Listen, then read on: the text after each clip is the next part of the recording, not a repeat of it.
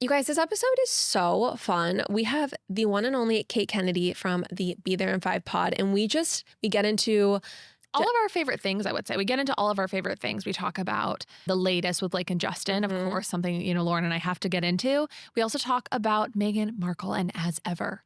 This is a quintessential pop apologist podcast. We get into the Pookinator, we get into Ballerina Farm, we get into Nara Smith, just so many of the women who live rent-free in our brains full time. So it's such a fun episode, and Kate just has so many interesting thoughts. I love listening to her talk because she's clearly, she's working at a higher level sometimes, and she has a lot to teach me. She unlocks some things about Pookie. So if you listen to the end, you're going to hear some unsettling things that maybe we need to all come to grips with. And with that, enjoy the episode, everyone.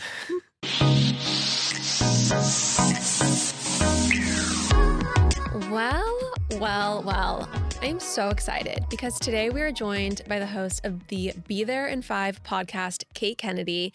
Kate is the author of One in a Millennial on friendship, feeling, fangirls, and fitting in. I'm so excited to have you here, Kate, because I have to tell you, when we were first starting our podcast, I kind of knew we had a lot of overlap. And I was like, I would just love to do a swap at some point. But to be honest, I was just like always too nervous to reach out because you were just like so successful. You're a big name to us. This is like so fun. Well, likewise, you guys have blown up and I was shook when you reached out. I'm so happy to be here. Thank you. And I love what you're doing in this space. And I feel like what we have in common is extracting meaning from pop culture. Yes. Precisely. We're anthropologists. We really are. We're scholars, we're historians, we're journalists. And today we have subject matter to really dig into. So everyone on this planet knows that we are doing a series. Chandler's facial expression whenever she looks at me on the pod is always like, what's she going to say? Like, what's happening? What's going to come out of your, what? Are you going to make I'm sentence? curious. No, I'm ready. I'm soaking it up. This is you. That's your facial expression. You know what, honestly, and sometimes when you start talking, that is what I'm feeling inside. And it's really fun to look at while I'm trying to get a sentence I'm out. working on my neutral camera face. I need to try it. Because if it's not the person talking, sometimes you don't think the camera's on. Yeah. Yeah, and my lip flip's not going to let me get too expressive, but okay. Oh my Please, God. Lauren, continue. I'm going to new expression. Chandler is supporting me from across the room with a gorgeous grin. And we need to get into a little State of the Union on Blake and Justin. Everyone on this earth knows, of course, that we're doing our big, multi-part series. Right now we're at part 7. And we got in trouble. Someone says, I have unsubscribed as a subscriber. You have lost me because you did not address Jenny Slate with her complaint, her HR complaint. Didn't we, though? Well, we did. So we had to cut it from the episode because we didn't actually get to the heart of the issue. Well, So- that'll happen sometimes. We were on a time crunch. So anyway, we're going to get to it now.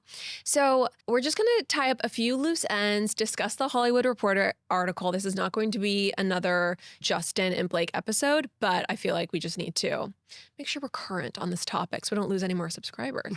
Okay. Jenny Slate filed an HR complaint. And she said that she basically needed to move apartments and she didn't want to because she was going to lose the $15,000 security deposit. And Jamie Heath wrote back and was like, don't worry, we'll take care of it. That's what we said on the pod. It was an apartment issue. We didn't get to. So what her complaint was is that, because she's not complaining that they were going to give her more money. She complained because she said that the reason why is because Jamie Heath went into some long soliloquy about the sanctity of motherhood. And that is why Wayfair would be happy to make sure she was in a space that was what she wanted. And this to her felt very creepy and invasive, the way he talked about, quote, the sanctity of motherhood. That was what we were apparently hiding. That is what we did not fully cover. I thought it was going to be the apartment was too close to where Jamie Heath was staying and she felt creeped out by him. No, but I think, What do you make of this? I think then we're going to get into it a little bit more, but I think that Justin and Jamie are clearly part of this Baha'i faith. Mm-hmm. I think that they're a little bit high on their own supply, their own spiritual supply. They're very hippy-dippy, and I think they speak in a language that other people find very off-putting and invasive, and it's almost like they have been too embroiled in their own community to not realize, this is weird for other people, Yeah, I agree. I don't know how, high control Baha'i is in terms of taking over your vocabulary and kind of ways you interact with people. But I will say something that's common with religion, period, the end, is kind of that benevolent sexism where you kind of will talk positively about women while subjugating them. So it's kind of Baha'i, for example, one of their big principles is gender equality, but their highest institutional governance is all men. Women can't be, and you guys are Mormon, right? Yes, yeah. So it's kind of similar in that it's like this benevolent effort to build women up, to talk about how women are like unique, and it sounds really good, but while also giving them no meaningful power. Right, yeah. So it's kind of a red flag for me. Are you 100% sure on that? Only because... Yes, let me read Okay, it you are, because exactly. I read that they were about abolishing the priesthood and gender equality, but maybe that's a new... So I read this chapter. morning, and guys, I'm not an expert on Baha'i, and I don't want the Baha'i to... yeah, I don't want to, don't come for me. I think it's fair to look at religion for how it like influences people's behavior in a secular space. Yeah. Right? Yeah. And the Universal House of Justice is only men. And there's a lot of women in leadership positions, but that specifically is only men.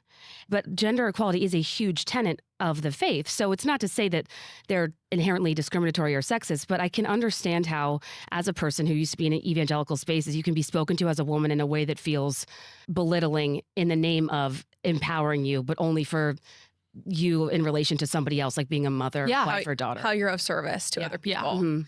Yeah. So, Kate, how did you grow up? I'm from Virginia, and I dabbled in like evangelical youth group vibes in high school. Okay. And so I have a lot of feelings about religion. Yeah. What part of Virginia? Outside of Richmond? Okay.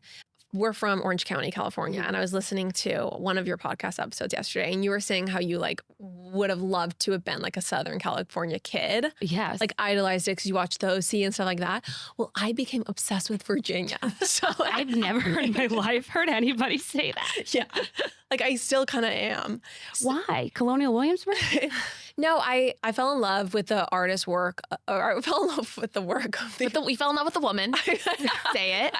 I fell in love with a woman named Sally Mann. I watched this documentary about her. She's a famous photographer. She's a famous photographer. And I basically became like low-key her stalker. Like I was so obsessed. And she lives in Lexington, Virginia, not to dox her. But there's a whole documentary. Sally Mann is worried about being doxxed. There's a whole documentary about her offline. life. So I'm pretty sure. Anyway, long story short, that's like set on her farm. All of her photography is like set around there. And so I think that's another just- reason why you fell in love. Yes. I Beautiful. think because I was raised in the OC with like a lot of like very image conscious women, I beheld in this documentary this very like intellectual, just kind of like salt of the earth, real woman of the land. Yeah. Who like read literature and just was really smart and thought important thoughts. And I was like, that is what I want out of my life. And I also just thought the landscape was so beautiful. And so I literally was so in love with it. I mean, Yeah, I was gonna say you're burying the lead. Lauren went there. Lauren was like, we were in college. She was like, well, I'm gonna be moving to Virginia at the end of this year, like after I graduate. like a 5-year fix. And she went and traveled there, and you had like you did a weekend there. Yeah, and then I was just like, oh, there's just like no one I could date here. There's like barely anyone in this town. Yeah. And then I also found myself like at like right next to her farm, and I'm like, this is now fucking weird. I am like, You found yourself, aka you looked up the farm. And I found myself in her driveway. and I was like, get away from this. Like, this is weird. Oh my gosh, I cannot believe I've told this story again, where we have now much more listeners. I'm all for pop culture tourism. Listen, I've been to Forks, Washington. Like, I get it.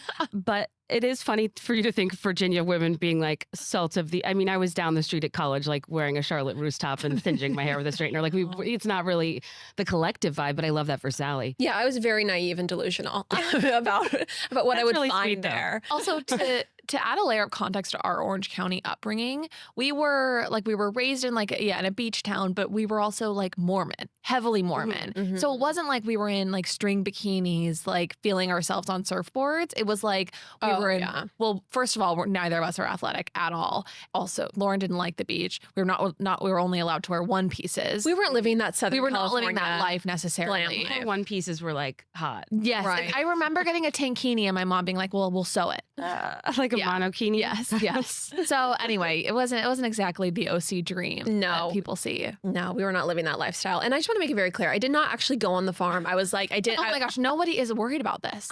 Okay, I just want to make it clear. I didn't fully stalk. I came close. But anyway, Kate, no, so that's so interesting. But you have Utah ties, right? Or do you have any Utah ties? No, I have been chronically online since AOL Instant Messenger, and I loved blogs back in the day. They were like my form of celebrity.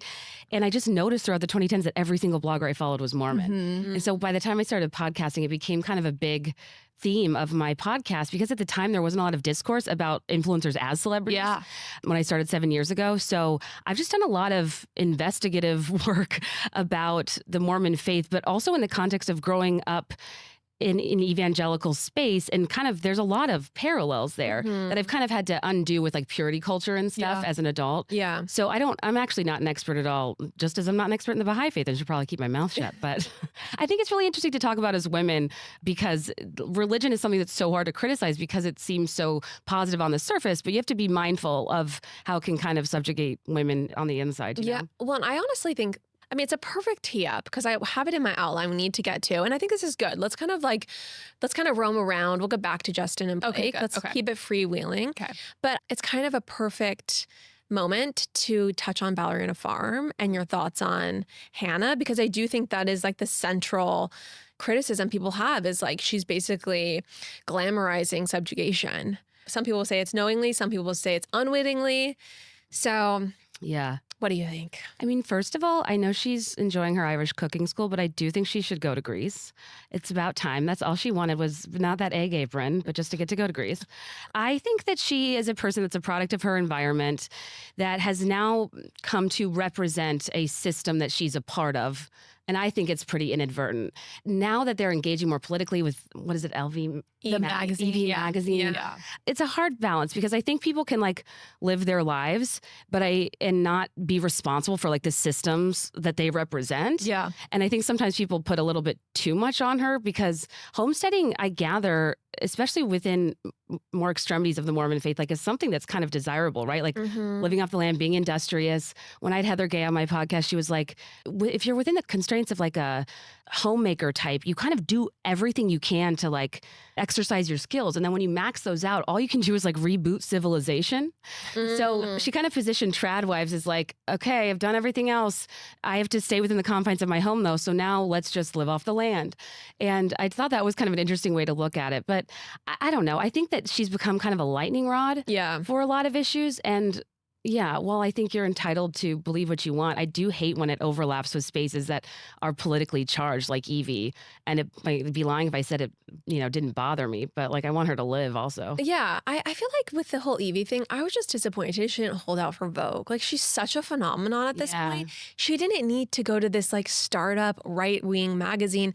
I'm a friend to all people, all communities. So I don't use that term pejoratively, but I just think that like it was upsetting to me that honestly she just wasn't like in a higher brow publication. That's an interesting point. She probably is higher level now. Much higher level than Evie magazine. I think she literally could have a spread in Vogue. Yeah, even before the like the British publication that, even before that like viral moment of last year, she had 7 million followers or something. Like she is huge. Yeah. And so she absolutely could have been on. I mean, I didn't even know Evie magazine existed until we got the Hot Milkmaid cover. Yeah, right. Of course. Because it's, anyway, we try to stay apolitical on this podcast. But okay, that's good to know. Yeah. But I also like, just to add to that, like I didn't even know that it was a politically charged magazine. I just never heard of it. I just didn't even know it existed. So what do you think then of Nara Smith? I mean, I kind of am like, let people live. I don't know. I think that there's a baseline entertainment value in people that don't live anything like me. And I think you can see it as a problem, you can see it as aspirational, or you can just take it for what it is, which is entertainment. Yeah. And obviously her lifestyle is not realistic for most people. And I don't really internalize that as like her putting pressure on women to be like her. Right. I think Hannah's earnest. I think Nara's more tongue in cheek. Agreed. And I think Hannah, given the way that she was such a competitive ballerina, she's now taken kind of, I think like being a woman as like her competition she's winning now, and like the woman, especially under the eyes of like the patriarchy, which is like breeding, beauty, being in service to a ton of different people. But I think Nara Smith is much more satirical, but Chandler disagrees. I mean, I think her work is satirical. I just think the way that she engages with like online community and her fans is not satirical. It's earnest. It doesn't, to me, feel like she's in on the joke when she's like people, you know, like the comment section is fully loving it for the satire that it is. But her response to that is just always earnest. And I think my other issue with her is she is very young and she like met Lucky when she was like, I think she was like not even 18 yet. And I think Lucky has an interesting backstory. And yeah, I think that with Hannah, you see her and she has like sweat on her brow. And like, I think I just like prefer a more like, even if it is curated, a more realistic interpretation on Instagram of whatever hard work you're doing. I don't necessarily love I'm in lace gloves making gum at 1 a.m. for my husband, mind you. It completely changes if it's satire or not. And in our perspective, being more satirical is kind of like, I'm not going to overthink this, but if she is literally needing to hand make gum because her husband needs it at all hours, that is a tremendous issue that I would feel very differently about. So that's interesting. I kind of thought she had an Emily Mariko approach to her audience where she like doesn't really engage. Well, I just like then maybe that is like what I'm responding to is like she doesn't seem in on the joke when she's responding to them at all. Yeah. Or it's like people are like, this is amazing. Or whatever. She's like, thank you. Or like, you know, I can't believe you did this. And it's just all very neutral. Okay. Which, like, it could just be her strategy, and she's like to commit to the bit. She might also just trigger me. And that might be like actually the bullseye here. I mean, she's too hot for me to follow. So she's so beautiful. And she shared stuff about her like skin condition. Anyway, I think I need to do some like inner work with my like Nara. You have therapy this week, right?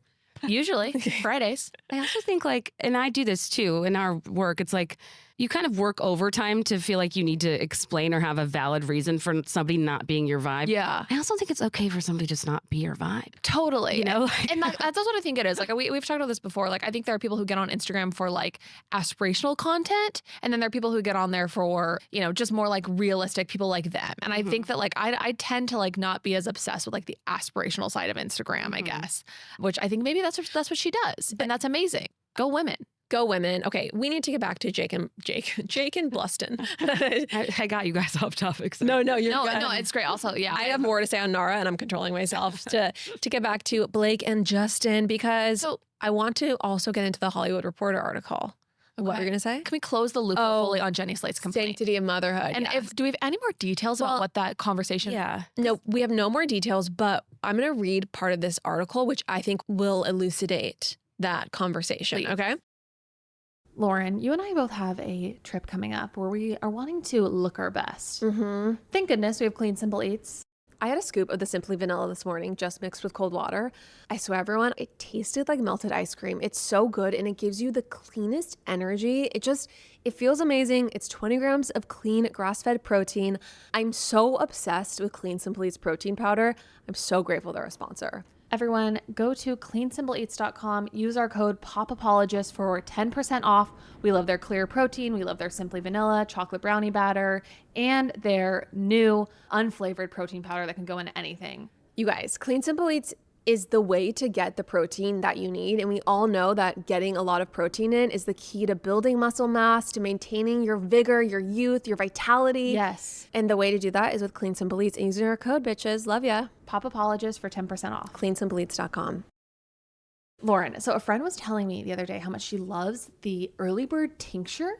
She says it's like the best night's sleep of her life and that it's a very like subtle feeling. Okay, I need to try the tincture. I've only tried the gummies. You know I'm obsessed with the gummies. I've turned on so many friends to them. I feel like what's special about Early Bird is the formulation. It's 12.5 milligrams CBD, 2.5 milligrams THC. So it just makes you feel so warm and melty, relaxed, gooey. Yeah, I feel like there's no worry that I'm going to be too in my head. Mm-hmm. It's just cozy and it's just an easy way to take the edge off and have the most amazing night's sleep. You guys, if you have not tried Early Bird gummies, they're a life changer. And honestly, the bottle is big. It lasts a long time. Go to earlybirdcbd.com. Use code POP20 for 20% off. A big discount. Huge discount. earlybirdcbd.com. Use code POP20 for 20% off. Okay, so the entire article in the Hollywood Reporter that just dropped, did you guys see the illustration? Mm-hmm. It was of like Blake using a phone as a slingshot towards Justin Baldoni. And her team has like already released a statement that she's like enraged over this, which she calls a sexist cover that is just like promoting all these false images about women that are super damaging, especially women who come forward against perpetrators of sexual harassment or assault. So that is what Blake has to say about this article. In terms of the actual content, it's really focused on the Baha'i faith and how the Baha'i faith was potentially what unwittingly had Jamie and Justin kind of creeping people out. Interesting. Yeah. So here is what it reads. I'm just going to read some of it. So it says, over the past several weeks, The Hollywood Reporter has interviewed multiple friends and former colleagues of Baldoni, along with members of the Baha'i community, to piece together if and how this religion might have inadvertently contributed to this situation. Baldoni has made no secret about its devotion to the Baha'i faith, which is based on notions of humanity, universalism, and gender equality. What's also clear from talking to people in his orbit is that Baldoni has his own unique way of communicating and behaving, much of it informed by the tenor of his religion. His unique mannerisms have at times come into conflict with Hollywood's current ethos, which in the wake of #MeToo and Black Lives Matter movements and the COVID pandemic has become far more rigid, uniform and policed. A source who worked on It Ends With Us said, the Justin that I know isn't capable of doing the things that he's being accused of because he truly sees himself as this feminist. But Blake clearly got grossed out. I honestly feel like it was the perfect storm of two opposing personalities. When Baldoni and Wayfair executives hold meetings, they often start by asking participants to go around the table and share something private, something that brings them, quote, joy. And that has nothing to do with their jobs or their career. That is giving like Nexium to me. That's very collateral. Rachel Hollis trauma bonding. Yeah. MLM conference. I don't know. So it says in certain professional circles, like say those of a yoga instructor or doulas, this type of icebreaker might be welcomed. But among time-crunched agents, entertainment lawyers, and studio executives, folks not exactly known for their touchy-feely ways, a gesture of this nature comes with risks. In my head, this is a female executive giving a quote at a production company that worked with them. She says, in my head, I was like, I'm sorry, are we at Cafe fucking Gratitude? Why are you imposing your culture on this meeting that's being held at our offices? That was Cafe Gratitude. I think that like that hits the nail on the head of a perfect storm or perfect clash between like personalities and cultures. And I think you're more emboldened to operate as a culture if Justin, Jamie, and Steve are all part of this particular faith. Even the actor brought in to do the birth scene part of the Baha'i faith. So I think that there's probably a dominating cultural force there of what's normal to them that they might have not even realized was off-putting to other people because like you said, they're so in their own world. Well, and if you saw the text from Justin to Blake, it was one of the texts in the complaint. He said, like, we live up in Ojai. We have a very tight circle. We basically, like, never leave our community. So I think it's something where they don't realize how weird their stuff comes across to other people because they're just so mired in it where they live. I completely agree. And I think also then if you combine that mentality with working on a film about, you know, subject matter that's very heavy, where you all of a sudden feel like you have this righteous, like, cause, you then feel like even more emboldened to like overlay your faith and whatever your belief system, you know, and to infuse it into the entire production. If you're not a religious person, you know, you would feel uncomfortable maybe participating in. Well, so someone that worked on the set of 5 Feet Apart, which is another movie he directed, said that he talked about his religion a lot. It has shades of Scientology, but with less prominence and people hovering all the time. And another source who worked on that film said, I've never worked with a male director who was so worried about everyone's emotional and mental well-being as Justin. There was an openness and emotionality to his style that was more typical of a woman. And it probably wouldn't be an issue if it was a female director because of the preconceived notions of gender.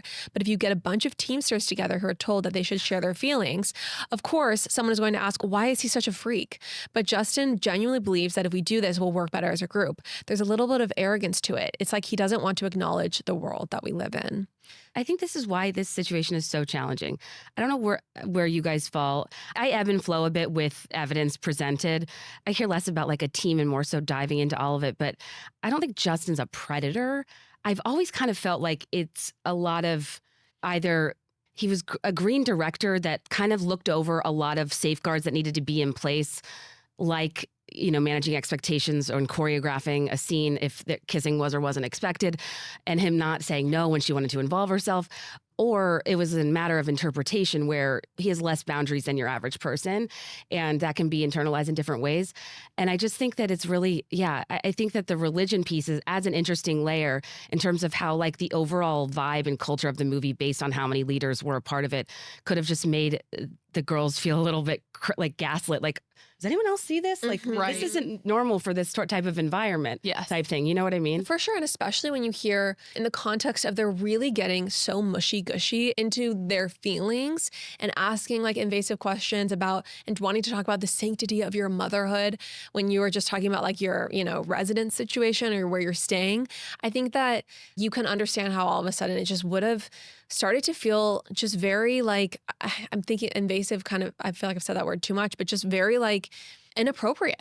Inappropriate in a professional setting. Like, I actually don't want to talk about something private that has nothing to do with my job that like brings me joy. It feels like you're asking me for like private information for some sort of like a weird leverage, Yeah, and I think that's why I brought up earlier, like the benevolent sexism piece, because even I saw TikTok, like Perez Hilton being like, oh, sorry for being grateful, sorry for offering you money type thing. And it's like, well, that's just it. There is how nice it looks on the surface to offer somebody, because that was it, right? He offered to pay the security deposit she'd lose. Yeah. Of course, that's a nice gesture. I think we'd all acknowledge that. But I think there's a lot missing, as this happens a lot, unfortunately. We didn't get a lot of specifics in that amended complaint. And I need like language because the way it's described, it doesn't sound that damning. But if I'm to look deeper, I can understand how the way it was positioned could be really off-putting. So it's like there's validity in both responses to like, that's really nice. And also there could be something deeper and creepier there. Well, I mean, think about it this way. What if she was a man who came with the same complaint or same issue that she needed to, or that he needed to move? And they were like, yes, the sanctity of fatherhood or the sanctity of being a husband must be upheld. And it's like, well, I'm actually just an hired actor. I don't need to get into your notions of my domestic role and like how I should be fulfilling that. Maybe there was some element of mom shaming in that, where it's like, like it's your duty as a mother to provide them with a space. Yeah. Like I can see how that's just very unprofessional, Yeah, and I think like all of this is true and correct, like both of your takes. But what I keep going back to is like, but was there sexual harassment? Was there harassment? Right. And that is where we read that alleged complaint that was leaked last week, where very like overt actions were described, and allegedly Justin putting his hands on one of the female actors' butt while he was trying to adjust not read that. her posture. We don't know if this is true. This is a leaked document, and it could just be BS. So it could just be BS. And so anyway, we read that last week and we were just like, that to me, that's not in the gray, of course. Obviously, yeah. And so anyway, I like, if that's not true, then like, was there true harassment, or was it an uncomfortable working environment because these guys are woo-woo and you were just like, let's just keep it professional. Like, leave your religious beliefs at the door, or whatever. That's where I continue to struggle with Blake's side of things. Okay, so listen to this little detail. It says, on the first day of filming, several members of the crew participated in a Baha'i prayer. Other sources report that Baldoni frequently would, quote, ask God for guidance before making big creative decisions on the film. Like in front of everybody? Yes, I guess. He did need help, given her outfit ideas. Yeah. It's like, do that on your own time. You can worship however you please. But I think in a secular space, in a workplace environment, if other people feel it's being thrust onto them, that's a source for discomfort. Right. In that amended complaint, Blake was like quoting texts, but not showing screenshots. This is my huge problem with her amended complaint, is that like, unfortunately, Justin gave us full screenshots and she just gave us like quotes from text messages from what she sent and like what other people sent. And it did still feel cherry picked.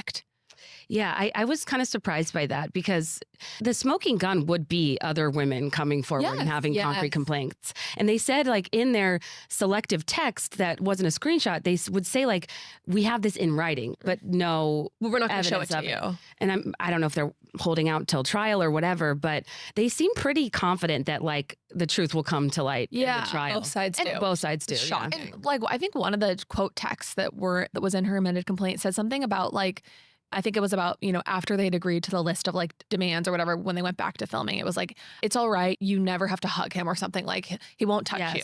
And that to me, that's pretty damning. That's pretty indicative of a type of work environment where you don't feel safe as a woman or you feel like there's been harassment. But I also am just like, okay, so what else happened? Or can you share who that was with, or, why?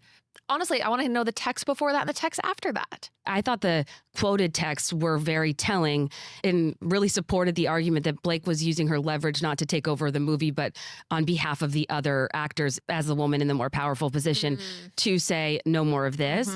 And it's interesting because in Justin's complaint, he said that, like, why would she try to get, I don't know if it was the intimacy coordinator or what it was for the Isabella, the other actress, when her like sex scenes were already done. Yes. But Blake went out of her way to include like, this is also for the other. So I do think that's interesting context that she wasn't doing it just on her own behalf. Right. And I think when we were first reading through his complaint, we had a very ungenerous interpretation of that. We thought maybe she just wanted control over her image to the extent of even like the other cast member cast as the young version of her. But it makes more sense. And I think it's less of a reach to say, no, this was her way of protecting that cast member and her way of having some sort of oversight over Isabel's participation and those scenes. The hard part with all this, and I know we should probably move on to another subject because now we're recording part 8, but with this young actor, are you supposed to say actor or actress? I never know. Is it like actor is more like PC? Like server waitress? Yes. I don't know. Yeah. Like actresses. I think actress is fine. Stewardess. I think to me, just one best actress. Yeah. Fine. Okay. So you're saying comedian. Yeah. Don't worry, Chandler. You can speak freely here. It's a safe space. So, but with Isabella, she sent a text to Justin after production, which was in his complaint or his lawsuit, that said like all of these nice things. And then one of the sentences literally said, "Thank you for making it such a comfortable production." And I just fundamentally think you would not have used that word if you felt like this guy was creepy. Yeah. Maybe you needed to kiss his ass. You needed to send a text thanking him for being a director or whatever. I just do not think you would have used the word comfortable as a woman if you really felt like this guy was a creep. That's why this case is endlessly interesting. It's because there's just little nuggets that, you know, support each side. I would say most nuggets support Justin's side. And unfortunately, Blake seems to continue to not present actual evidence. And it's just a lot of hearsay. And it's a lot of, well, I texted this person, but I'm not going to actually give you the screenshot. Like you said, Kate, this is in writing, but you can't see the primary text. Like, I'm just going to summarize it. Some pieces of communications that hopefully we will see and is being theorized we will see are subpoenaed text messages between Blake Lively and Taylor Swift. No way. They are they are going after her messages with Taylor Swift because she's going after every single phone call. Like she wants the call logs, she wants his text messages, she wants everything for the past like 3 years from him, 2 or 3 years.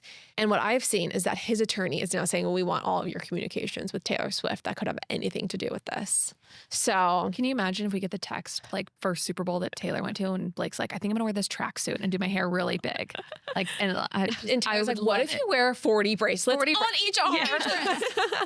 Well, I think that this is a wake up call for me personally, that like, even if something isn't about you, your text can still be subpoenaed. Yes. You know, it's really scary, actually. It's a wake up call. Scary. I actually just had no idea. So like now it's going to sound like an idiot, but can they just go delete them? Like how does this work? Yeah, like when you were at Sally's house and looking up, like texting, I'm outside the door.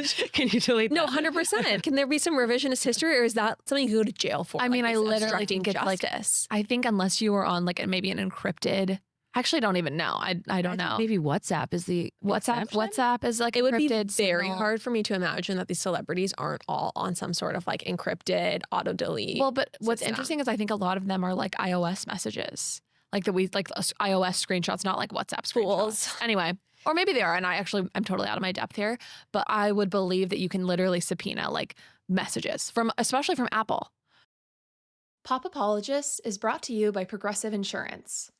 Fiscally responsible, financial geniuses, monetary magicians. These are the things people say about drivers who switch their car insurance to Progressive and save hundreds. Because Progressive offers discounts for paying in full, owning a home, and more.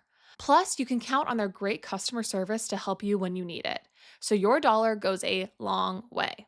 Visit Progressive.com to see if you could save on car insurance. Progressive Casualty Insurance Company and Affiliates. Potential savings will vary. Not available in all states or situations. Do you guys think that it's affecting their friendship? Yes. I mean, I think it's very clear. Well, and Taylor has not been seen with Blake. And which to me is another indicator for Justin's side of this, because I do think if Taylor really felt like Blake was in the right, fully in the right, I think she would like be at least doing a little bit of a pap walk. I mean, Taylor has no problem supporting her friends when they are like getting negative publicity or anything. I mean, think about like Sophie Turner. It's a different situation, but when Sophie Turner was like going through the divorce with Joe Jonas and all that news was coming out about how she was a party girl, but then like Taylor like welcomed her with open arms and she was with Taylor, staying at Taylor's apartment. And it was like, okay, clearly Taylor doesn't think she's done anything wrong. I think Taylor has obviously just has so much power in the media. And I think it is absolutely a sign that she is not doing anything to like help Blake in terms of just some PR walks or pap walks. No, I mean, I also think that if Blake was genuinely sexually harassed and Taylor knew it, there's just no way in hell Taylor would be like, all right, well, I'm going to leave you out to dry. Like, I'm just going to not show any allegiance towards you. I'm going to have articles coming out that I'm backing away from the friendship. I almost feel like Taylor would like literally double down. She would post on Instagram herself to make it so clear that she's like on Team Blake. Especially when all those other celebrities did too. And when Blake's stuff first came out, like so many celebrities were like reposting it, like so brave, like just celebrities across like the gamut. Gwyneth, it is fishy that we are not hearing from Taylor. Kate is joining us on the podcast. Yeah, sorry, we are totally like, just like, but you're Taylor girl. This is what you imagine in your head when you're listening to your podcast. I'm like actually here. I'm like, oh, you're in my ear. So I'm enjoying it. But I think that I've always felt what was confusing is if there were ever an example of somebody that appropriately and meaningfully handled a sexual harassment case based on their position of power, it's Taylor Swift. The symbolic dollar, she donated so much money to different funds that represented a cross-section of different issues involving workplace harassment, sexual harassment. She went out of her way to like that whole case, the language she used, the dollar she sued for, like it all was about wielding her power to make a point. And this case is the inverse of that. It's like a lot of back and forth that serves both of their individual careers, egos, and images. And I think that if Blake hadn't dropped the ball in promoting the movie and lost sight of the bigger picture, I would have more faith in her to kind of do the right thing and make this whole circus about something bigger than her and about supporting women in her position in the workplace and workplace safeguards with actresses, intimate scenes, whatever. But like, it doesn't seem about that. Yeah. And her claims are valid in the sense that like, if you're uncomfortable, you're uncomfortable, but a court of law is going to have a threshold for what it deems as legitimate harassment. So I don't doubt that. And I guess we'll see when it goes to trial. But Taylor Swift's approach, I think it was kind of ahead of her time in a way. And I'm surprised that, we haven't heard from her. And I'm surprised that Blake hasn't done something like a smidge more altruistic or corrective, given how much scrutiny she was under for not handling the support of women during the promotion. Does that make sense? Yeah, I mean, it's like never too late to start caring about this I think that's what I just wish she would show she cares. Absolutely, yeah. I'm so curious for your, like, what were your quick thoughts about the SNL appearance from them? And then also the Dragons text, because you're like, just because you're a Taylor person. Oh, I am a Taylor person, but I've never seen Game of Thrones. So I feel like I totally missed it. I mean, the dragons thing was just kind of like cringy, generalized cringe. Yeah. But SNL, my gut reaction was, it's as if Blake didn't know he was going to say that, because I thought she seemed genuinely like shocked and irritated. And I was like, is she that good of an actress? But then the entire internet was like, she's in on it. And I was like, I'm an idiot. I don't actually know. I just think that it so obviously doesn't serve their cause, because if you're going to make an argument, for example, that like the Hollywood Reporter article is making a mockery of the situation, it's like, well, that made a mockery of the situation. Yes. So which is it? I don't know if I would have breached into comedy territory just yet. Yeah. I think it was like a good thing for them to go. To show that they're not, shunned in those circles. But the making a joke of it, which just felt off tonally. Do you think Kevin Costner was really like annoyed, or was he just not paying attention? He's in on it. I think it was. He was no idea what's going on. He had no clue. Also, his whatever tanning and like tone, his tan was really weird, and I feel like he was getting some type of blonde toning to his hair that was really bad. Anyway, notes for his hair colorist, and we talk a lot about him on the pod. Okay, another woman who captivates us with everything she does on this earth. One, Duchess of Sussex, Meghan Markle. We need to discuss, as ever, we need to discuss with love Meghan. I mean, you wrote in the outline you sent me for some topics that you could talk about Meghan Markle forever. Likewise, I could think about her forever. She lives rent free in my brain 24/7. I don't have this overwhelming desire to never give her the benefit of the doubt that I think other people have. Same. And I think she is like at once the most earnest and self-unaware person ever. And I just think watching her move through the world and move through this era of their life is a little bit confusing. But I also have tremendous empathy for how there's a real loss of identity and a way of not knowing how to be when you are under a microscope like she is. I wouldn't know what to do with my arms and hands if I were her. Like everything she does is torn apart.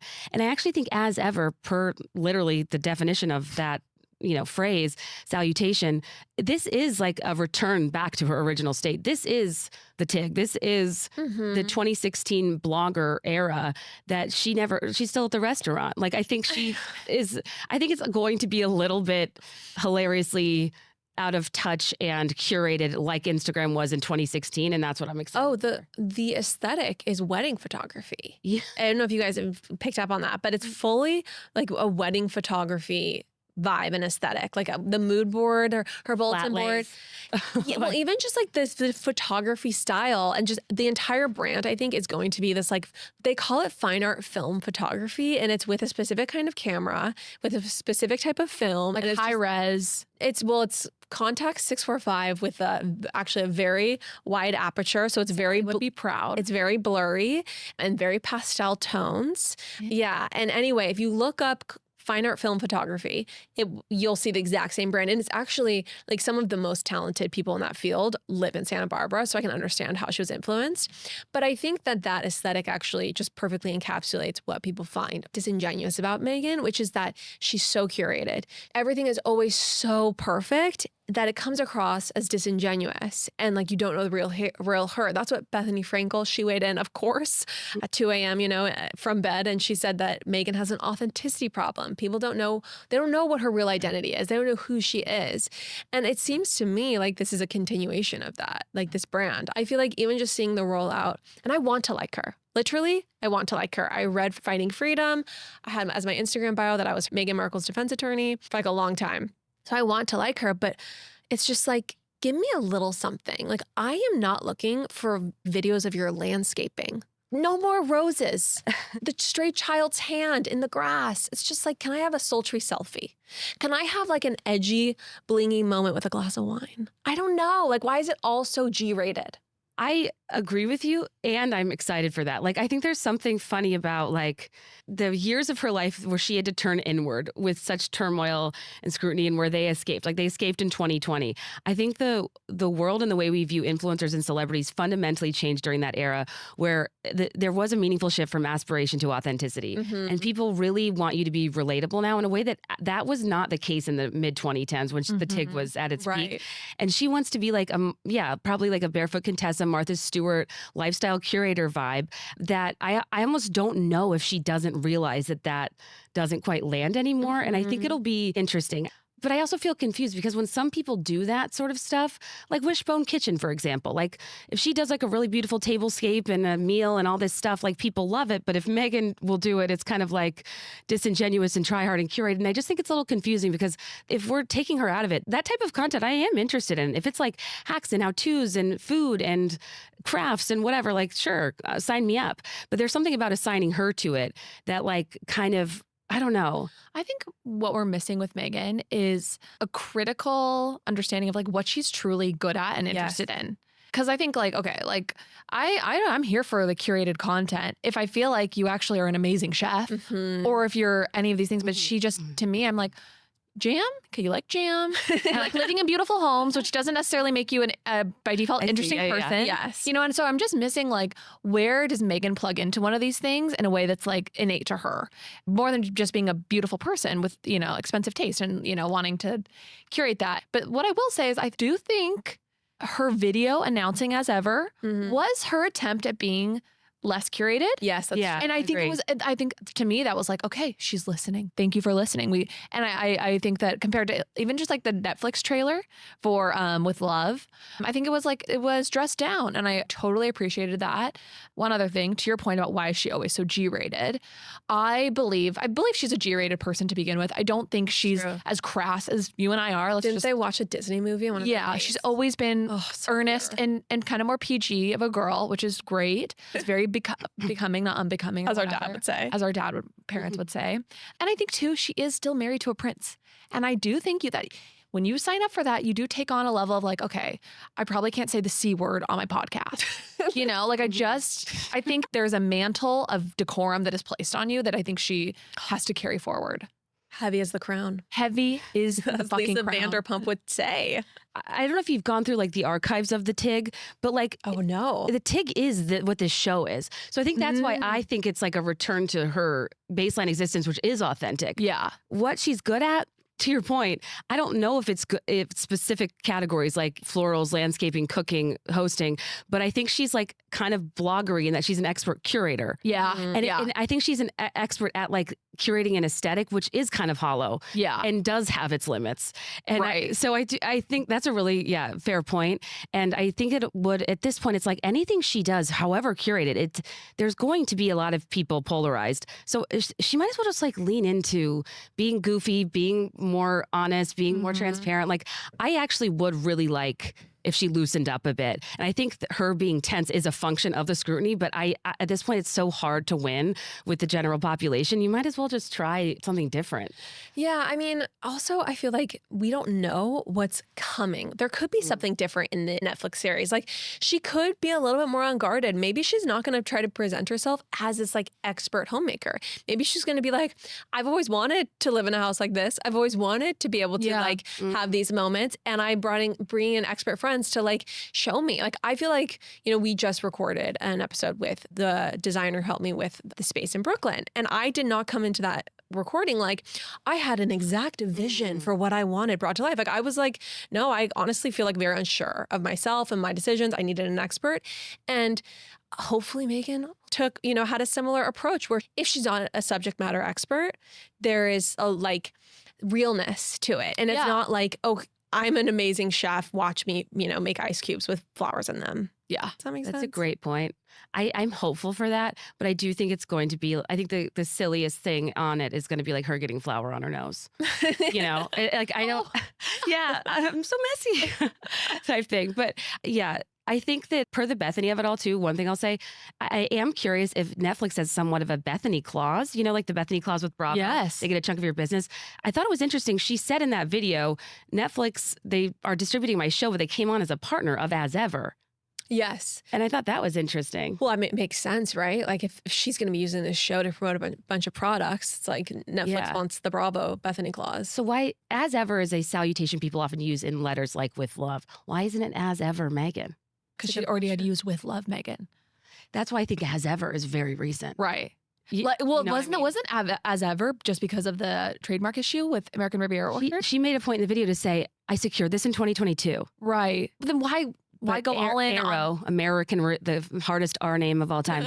Yeah, the trademark got declined in August. Yeah. So I assume the pivot was sometime around then. Right. And the show wasn't announced, so it could have been As Ever, Meghan. Yeah. I don't really know. I just think it's a little confusing.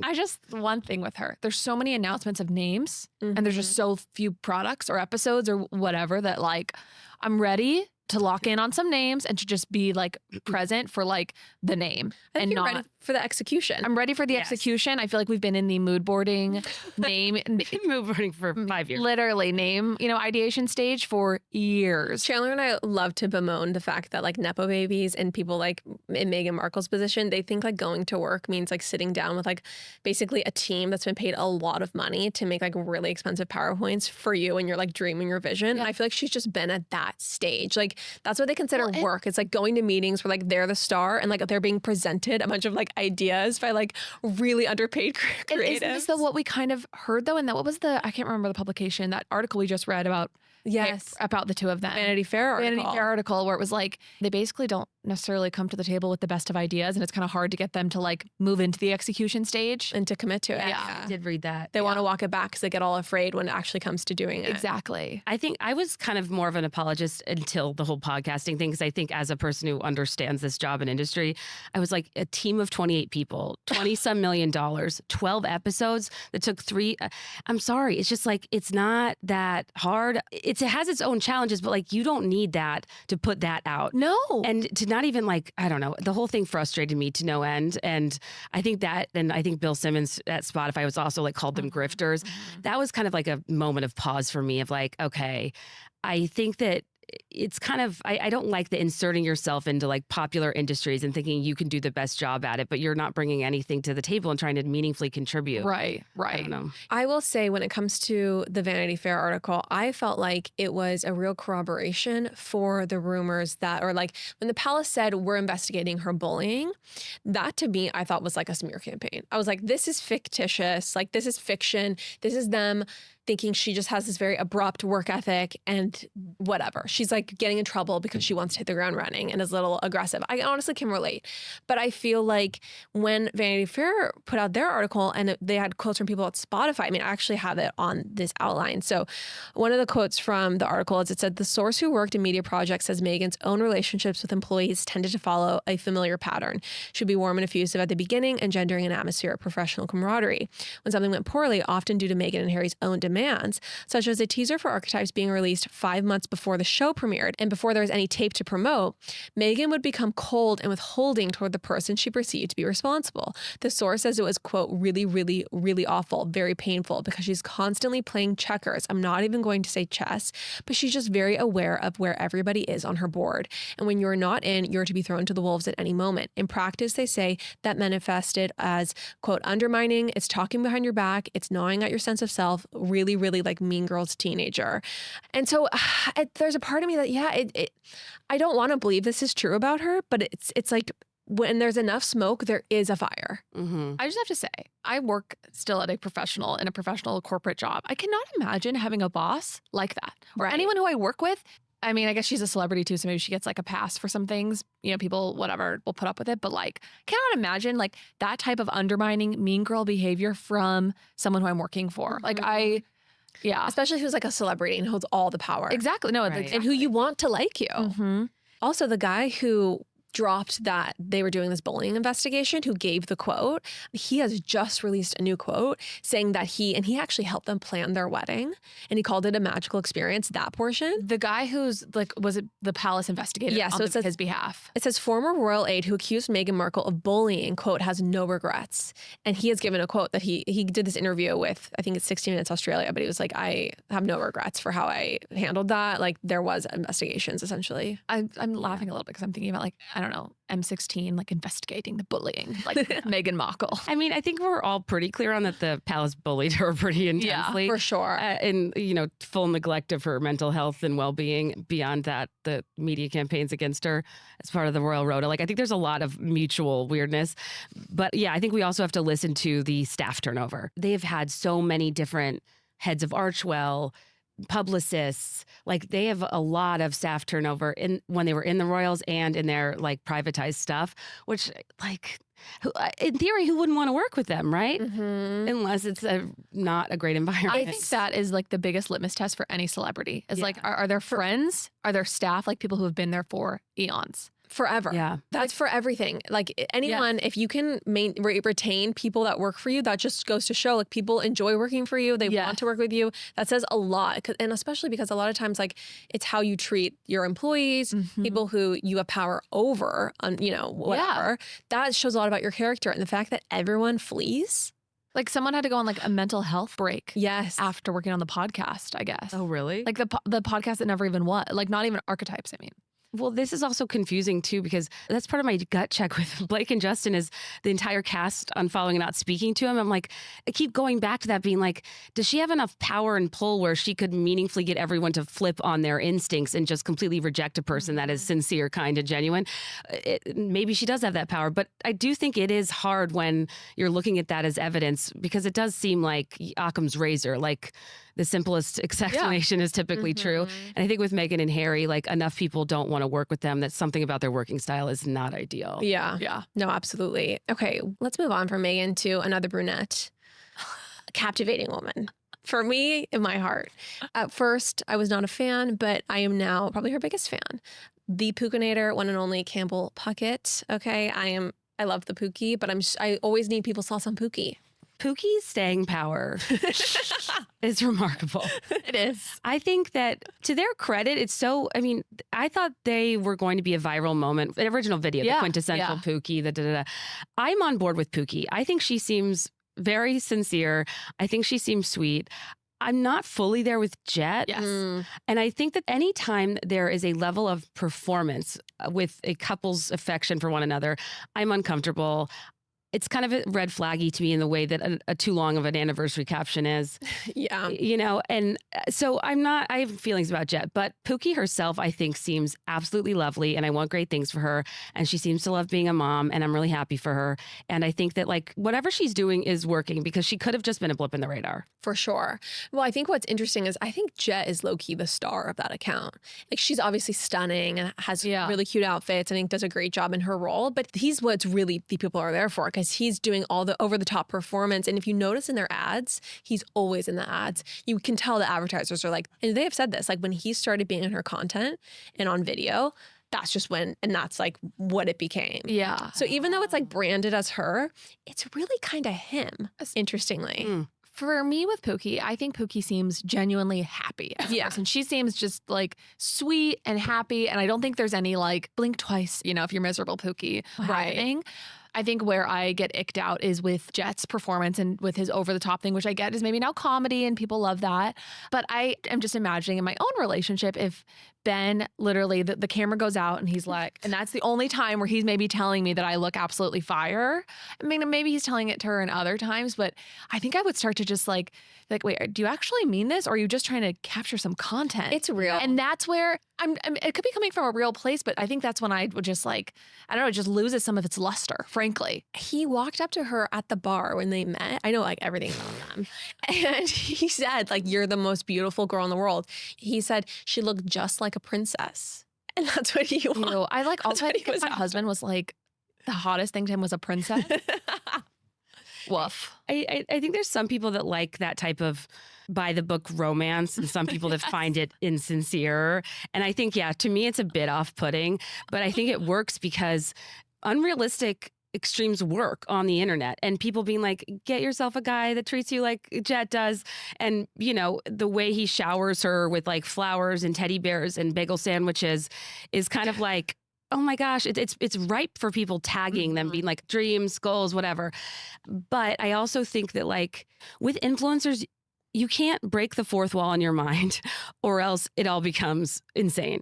Because whenever I get served a lot of day in the life videos of moms and people like live for them. But I'm sitting here thinking, so you woke up normal, you set up your tripod, got back in bed, took off the covers and was like, oh, I'm like, just even that alone to me is odd behavior. No, as someone who has tried to film some day in the life content, you know, to feed the machine and not really been able to successfully capture anything, like I would like to know how they do it because it does also boggle my mind for that exact same reason of like the waking up shot is really crazy to me. My favorite is like either a couple like so in love together and they're like having a romantic moment and it's like, can't believe I met the man of my dreams or whatever. So they've like set up the tripod for that romantic moment, or like the couple and she's like crying in his arms and it's just and they're filming and it. And they're filming it. It's like he holds space for me or whatever. And it's just like, oh my gosh.